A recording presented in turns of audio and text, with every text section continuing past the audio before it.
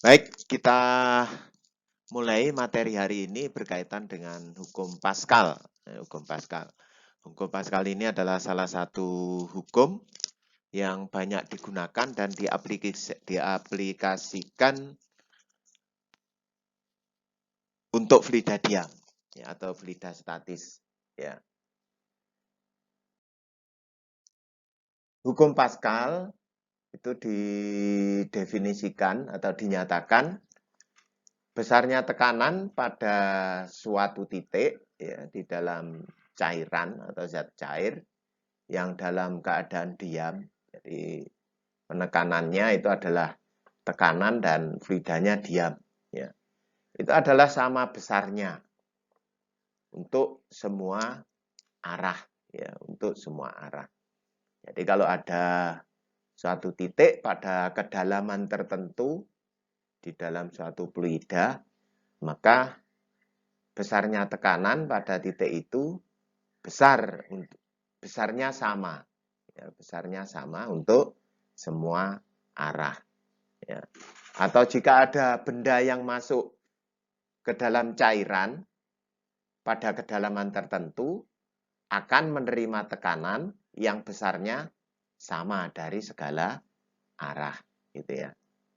Jadi kalau pada kedalaman tertentu itu akan menghasilkan tekanan ke segala arah yang sama besar. Tapi kalau ada benda yang masuk ke dalam zat cair pada kedalaman tertentu akan menerima tekanan dari segala arah yang besarnya sama. Ya. Nah, ini bisa digambarkan seperti itu. Ini ada fluida ya, saya gambarkan biru ini adalah fluidanya. Nah, jika di situ ada suatu titik, ya, ini ada titik. Ya. Kita ambil titiknya di situ, ya. Maka pada titik itu akan mendapatkan tekanan dari segala arah ya. Ini saya gambarkan hanya dari 4 arah, dari atas, samping kiri, samping kanan, ke bawah, samping kanan. Tapi sebetulnya tekanan itu bisa berasal dari semua arah ya, bisa berasal dari semua arah ya. Kiri, kanan, atas, bawah, samping, mana dan seterusnya ya. Tuh. Jadi tekanannya sama dari semua arah ya. Nih.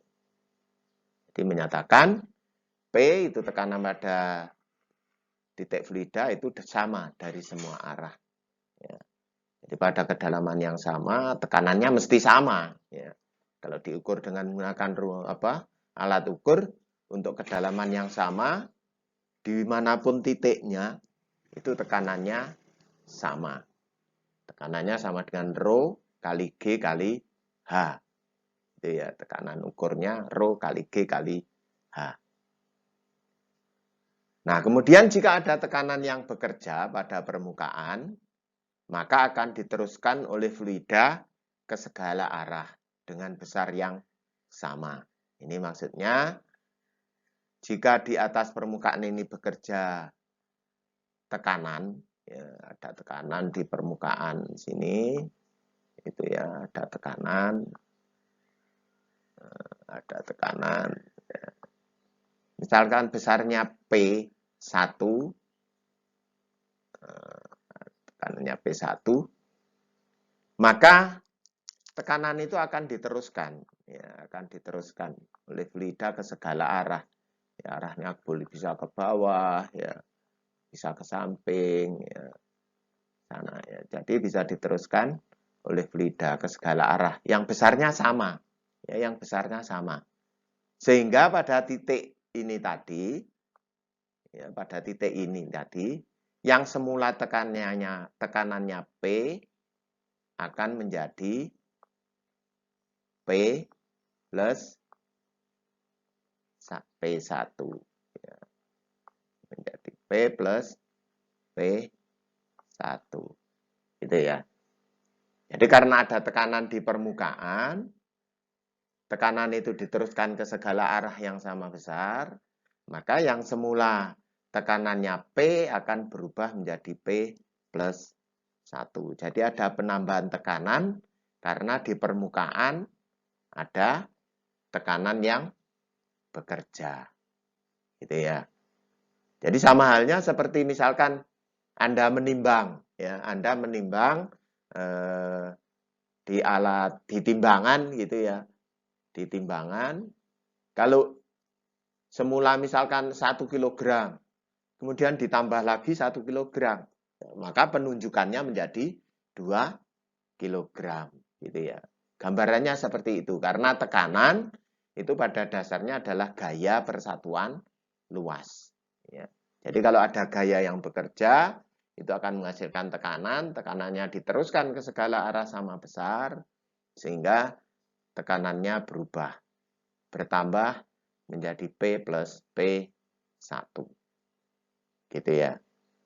Jadi gambarannya itu diteruskan ke segala arah sama besar. Ke kiri, ke kanan, dan seterusnya. Ya. Nah, penerapan hukum Pascal ini banyak diterapkan pada peralatan-peralatan hidrolik. Ya. Peralatan hidrolik. Peralatan hidrolik itu peralatan yang menggunakan zat cair sebagai perantara untuk memindahkan gaya, memindahkan torsi, dan seterusnya. Ya. Jadi untuk memindahkan gaya, daya, tekanan, dan seterusnya itu digunakan zat cair. Itu prinsip dari hidrolik, ya, hidrolik. Berbeda dengan pneumatik. Ya, pneumatik itu menggunakan gas sebagai medianya. Ya, menggunakan gas sebagai medianya. Ini kita pelajari hidrolik. Ya, hidrolik. Nah, ada beberapa kasus dalam penerapan hukum Pascal berkaitan dengan hidrolik, tapi ini sebetulnya tidak signifikan ya, tidak begitu berpengaruh ya, hanya kecil pengaruhnya. Tapi perlu diketahui bahwa ada beberapa kasus.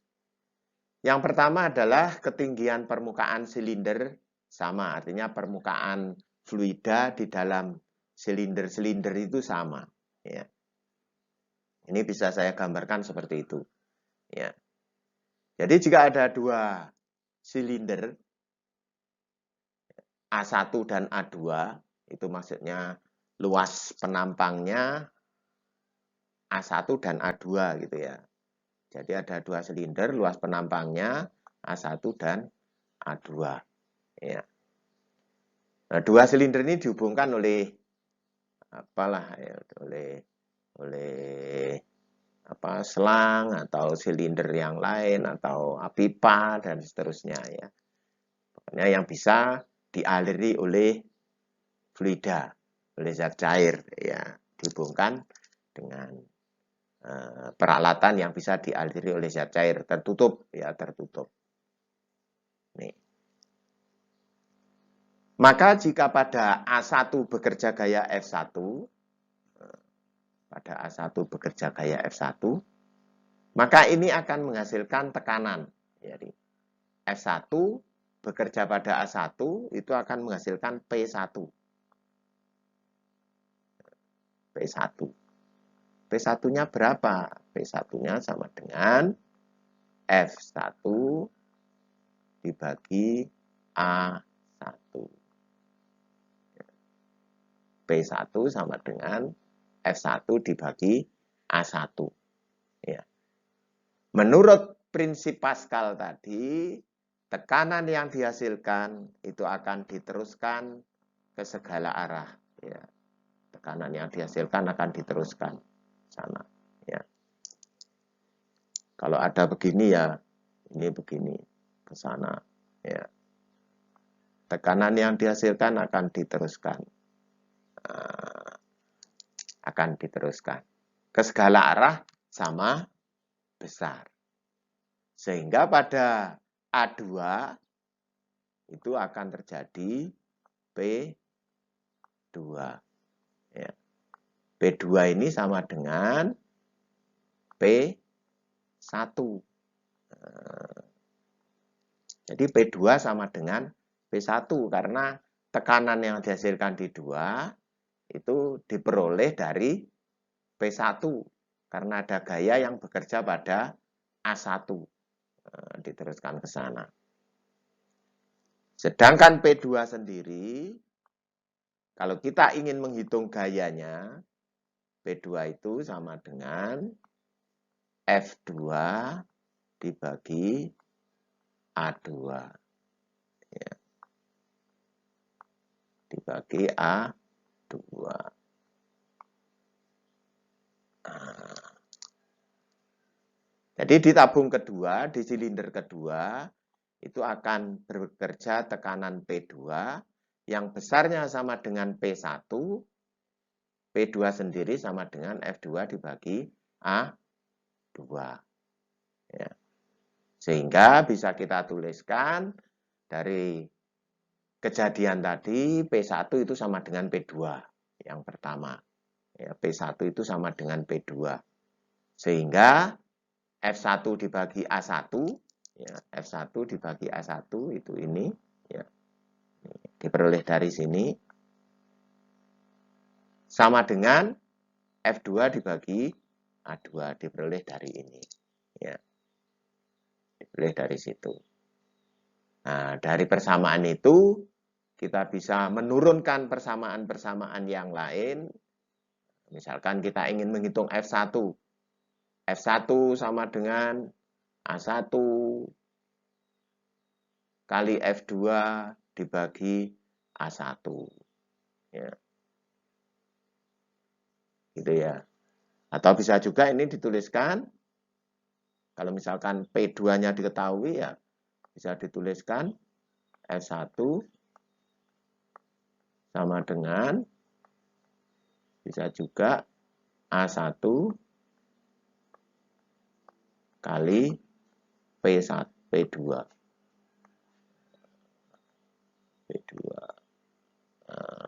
P2 sama dengan P1, ya, dan seterusnya. Gitu ya. Kalau kita ingin menghitung F2, ya kita selesaikan matematikanya ya. A2, F1 dibagi A1. Ya. Kalau kita ingin menghitung A, dari sini misalkan, kita ingin menghitung A1 berapa? A1 sama dengan A2.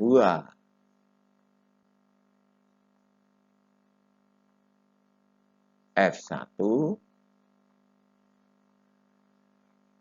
dibagi F2.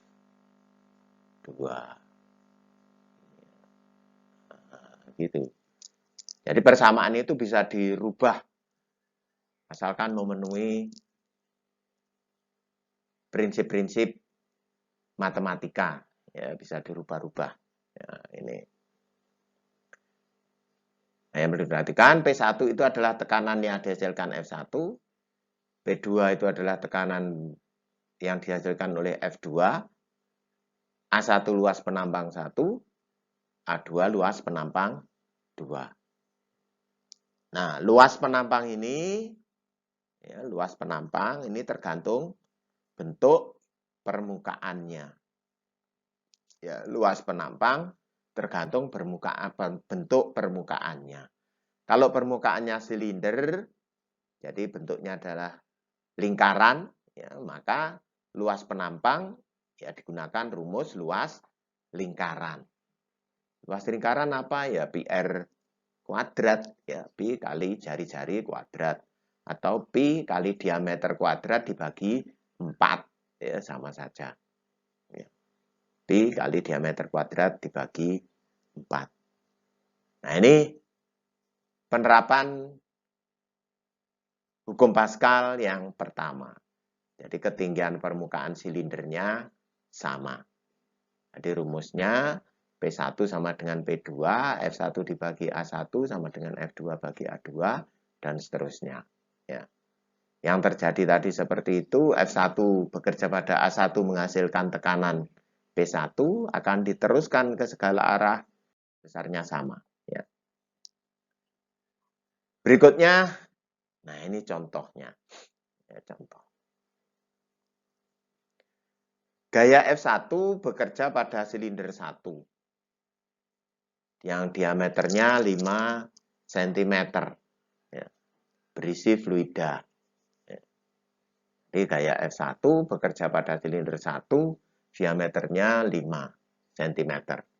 Tekanan yang dihasilkan diteruskan ke silinder 2. Tekanan yang dihasilkan diteruskan ke silinder 2 yang memiliki diameter 1 cm. Ya, 1 cm. Permukaan fluidanya sama. Hitunglah. Yang pertama adalah luas penampang silinder. Luas penampang silindernya berapa? Luas penampang silinder 1 ya berapa? Kemudian yang kedua, tekanan yang bekerja pada silinder 1. Tekanan yang bekerja pada silinder 1 berapa? Luas penampang silinder 2 berapa? Dihitung dari diameter itu. Tekanan yang bekerja pada silinder 2 berapa? Kemudian gaya yang bekerja pada silinder 2 berapa? Jadi ada 5 itu yang diminta untuk menghitung ya, dari soal yang sudah diketahui. Ya. Jadi yang perlu kita perhatikan, berarti ini yang diketahui adalah ini, ada 3 ya. F1, kemudian diameter 1, ya, dan diameter 2. Jadi F1, D1, dan D2. Itu yang diketahui dari soal. Gitu ya. Nah, penyelesaiannya bagaimana? Ya kita urut saja, ya kita urut saja. Ya. Jadi yang penting kalau ada diameter berkaitan dengan hukum Pascal, pasti harus dihitung luas penampangnya. Ya. Kalau ada soal berkaitan dengan hukum Pascal, ada diameter, harus dihitung luas penampang dari diameter itu berapa. Ya, itu pasti dihitung. Nggak disuruh menghitung pun, ya harus dihitung, gitu ya. Nggak disuruh menghitung pun harus dihitung. Ya. Kalau ada gaya yang bekerja pada luas penampang, diameter berapa, ya harus dihitung tekanannya. Gitu ya. Harus dihitung tekanannya, meskipun tidak ditanyakan. Nah, ini contoh penyelesaiannya. Jadi tadi yang diketahui adalah F1 850 Newton, ya. Kemudian D1 5 cm. Nah, yang perlu diperhatikan, kalau di sini Newton, maka yang cm harus dirubah menjadi meter. Konversinya adalah 10 pangkat min 2. Atau sama dengan 0,05. Ya, 0,05. Boleh ditulis 0,05 gini boleh. Ya. Atau 5 kali 10 pangkat min 2. Ya. Kemudian yang berikutnya yang diketahui adalah D2. 1 cm. Sama dengan yang tadi. Kalau di sini Newton, maka cm harus dirubah menjadi meter. Faktor konversinya 10 pangkat min 2 atau bisa dituliskan 0,01. Ya, 0,01 gini boleh ditulis gitu. Ya. Silahkan dipilih yang mana yang lebih mudah, ya, yang lebih paham. Ya. Oke. Kalau kita sudah mengetahui itu ya kita selesaikan sesuai dengan pertanyaannya. Kalau ada diameter berarti harus menghitung luas. Ya, harus dihitung luasnya. Masing-masing diameter itu luasnya berapa.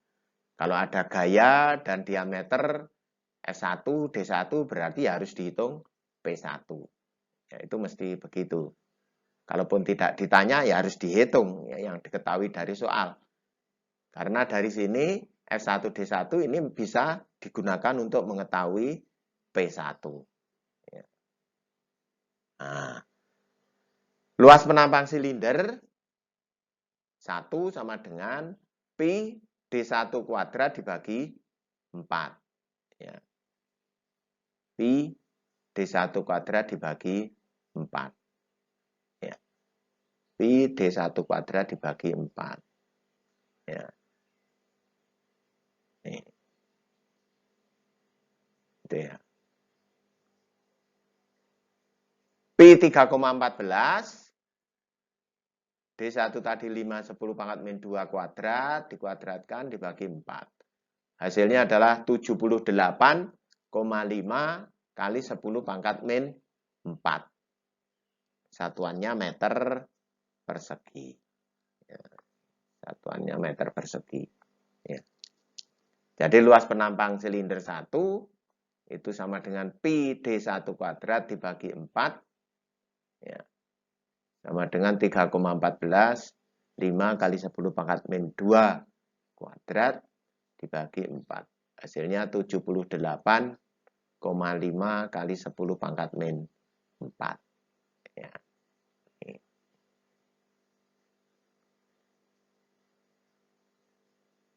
Kemudian tekanan pada silinder 1. Nah, tekanan pada silinder 1 ya sama dengan P1 itu F1 dibagi A1. P1 sama dengan F1 dibagi A1. P1 850, A1-nya 78,5 10 pangkat min 4. Ya. Tuh. Apa rek iku rek? Dimut ya, dimut biar suaranya gak masuk. Kamu nanti dipanggil mamakmu, suaranya masuk. Ya, ya mati kedimut biar nggak masuk suaranya. Itu ya, jadi F1-nya 850, A1-nya 78,5 kali 10 pangkat min 4. Hasilnya adalah 10,828 10 pangkat 4 Newton per meter persegi. Ya. Nih. Tekanan pada silinder 1. Kemudian luas penampang silinder 2, rumusnya sama dengan luas penampang silinder 1, ya, pi D2 kuadrat dibagi 4. Ini kalau ada yang menggunakan pi R kuadrat boleh. Ya, pi R kuadrat boleh. Jadi R itu sama dengan ini dibagi 2 ya. D dibagi 2 itu sama dengan R. Ya. D dibagi 2. Itu sama dengan R. Jari-jari. Ya. R. Jari-jari. Boleh menggunakan pi R kuadrat atau pi D kuadrat dibagi 4. Sama hasilnya. Ya. Nah, luas penampang silinder 2. Ini dimasukkan, diameternya adalah 1 kali 10 pangkat min 2 dikuadratkan. Hasilnya adalah 3,14 10 pangkat min 4. Ya. 3,14 10 pangkat min 4 meter persegi satuannya. Ya. Kemudian tekanan pada silinder 2. Nah, sesuai dengan hukum Pascal tadi, tekanan pada silinder 1. Jadi tekanan pada silinder 1 ini akan diteruskan ke silinder 2 yang besarnya sama. Ya, yang besarnya sama. Sehingga tekanan pada silinder 2 sama dengan tekanan pada silinder 1. Nah, ini sama ya. 10,828 kali 10 pangkat 4. Ya, kali 10 pangkat 4. Ya. Nih. Kemudian yang terakhir, gaya yang bekerja pada silinder 2, F2. F2 berapa? Ya, kalau kita lihat tadi, F2 itu bisa ditentukan dari P2 kali A2. Ya, karena pada dasarnya P2 itu sama dengan F2 dibagi A2.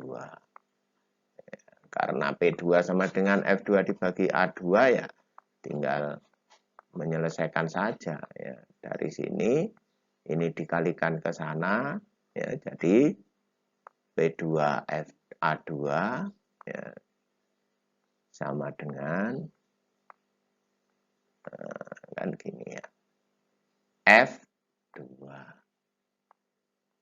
ini rumus dasar ya, rumus dasar. Nah, jadi P2 kali A2 F2 F2 sama dengan P2 kali A2. P2-nya 10,828 10 pangkat 4, A2-nya 3,14 10 pangkat min 4. Nah, jadi hasilnya adalah 33,99 atau mendekati 40 lah ya. 34 lah ya. 34,40. 34 Newton. 34 Newton. 34 Newton. Ya. Jadi yang bisa kita dapatkan dari sini, kalau gaya itu bekerja pada diameter yang lebih besar, jadi misalkan ini gini ya, kan gitu tadi. Ini kecil, ya. Kalau gaya itu bekerja di yang diameternya besar, di sana ya, maka F1 ini ya. Kalau di sini ada F2, maka ini akan jelas F1 itu lebih besar dari F2. Ya. F1 lebih besar F2, tetapi P1 sama dengan P2.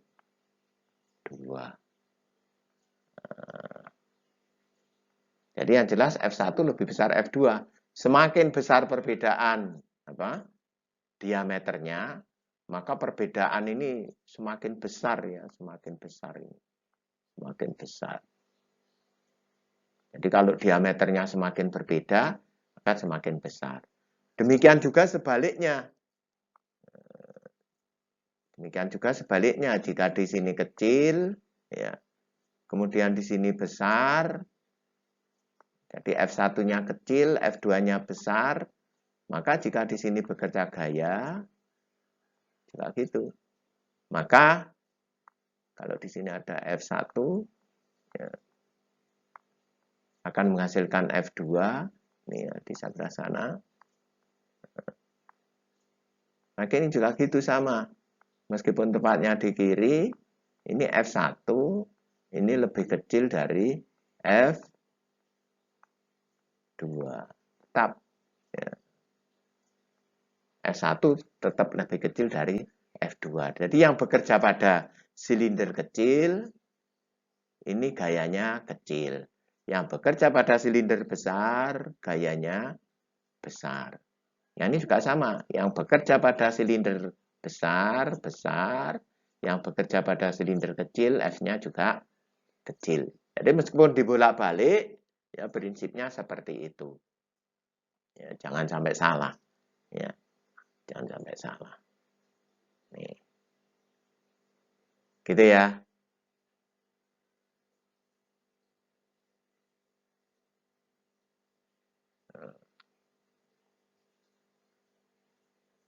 Nih materinya, kemudian